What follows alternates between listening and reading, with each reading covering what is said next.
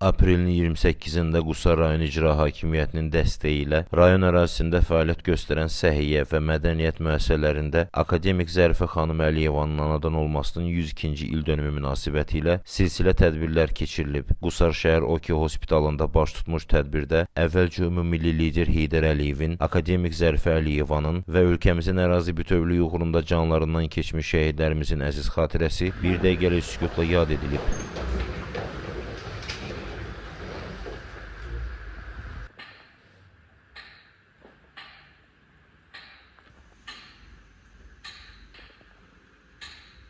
Daha sonra Zərifə xanım Əliyevanın həyat və fəaliyyətindən bəhs edən video çarx nümayiş olunub.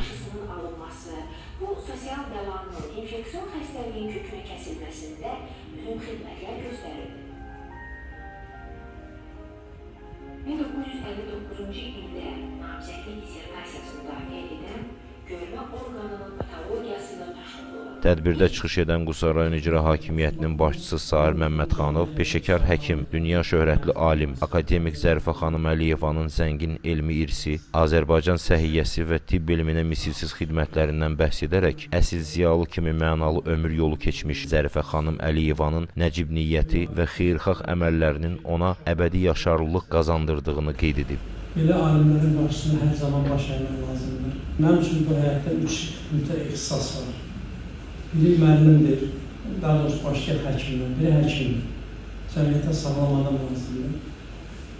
Biri müəllimdir, cəmiyyətə ağıllı, iş bilən, dünyadan xəbər olan bilimli insanlarımız lazımdır.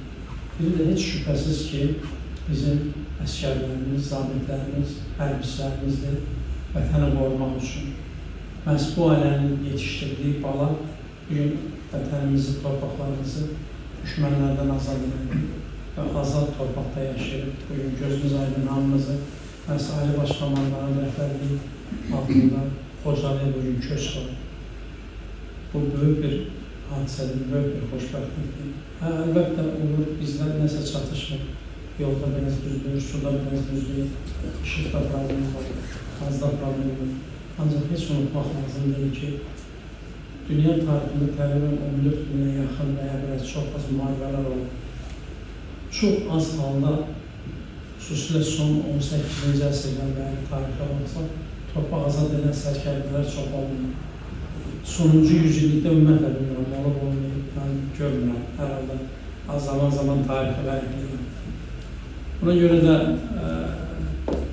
Ali Başkomandanın rəhbərliyi ilə bizim xalqımıza azad, sağlam dünya arzulayır. Allah Zərifə xanımın ruhunu şad eləsin və dünyamızı, Azərbaycanımızı salamat etsin. Daha sonra çıxış edən Milli Məclisin deputatı Azər Badamov, Yeni Azərbaycan Partiyası Qusar rayon təşkilatının sədri David İbrahim Xəlilov və digər natiqlərdə görkəmli oftalmoloq alim, ictimai xadim Zərifə xanım Əliyevanın keçdiyi mənalı həyat yolundan, təkrar olunmaz elmi irsindən, peşə və ictimai fəaliyyətindən tədbir iştirakçılarına ətraflı məlumat verdilər. Feyruz Qayıtmazov, F Production, Qusar.